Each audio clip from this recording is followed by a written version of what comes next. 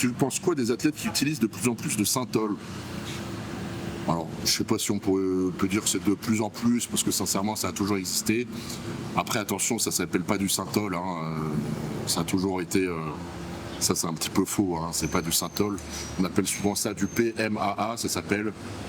Et sinon, c'est aussi, il peut y avoir aussi des fois des utilisations d'acide hyaluronique, etc. Enfin bref, faut pas rentrer trop dans les détails non plus, mais voilà, c'est des produits qui sont utilisés. C'est pas des produits à l'époque, en fait, dans les années 90, ils utilisaient des produits qui créent des inflammations.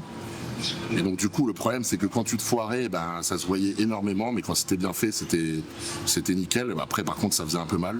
Mais là maintenant aujourd'hui c'est comme si tu mettais un liquide directement dans le muscle et que tu faisais un petit peu entre guillemets grossir le muscle, donc c'est pas une inflammation.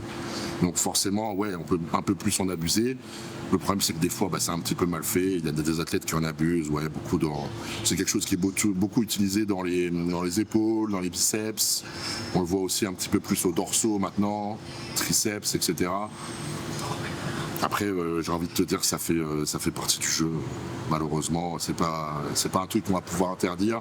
C'est vrai que je suis pas forcément fan, mais bon, malheureusement c'est comme ça, on peut rien y faire.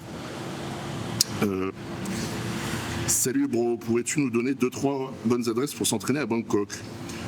Unreal Gym, forcément, la première, parce que c'est celle où il y a le meilleur matos, c'est le plus clean,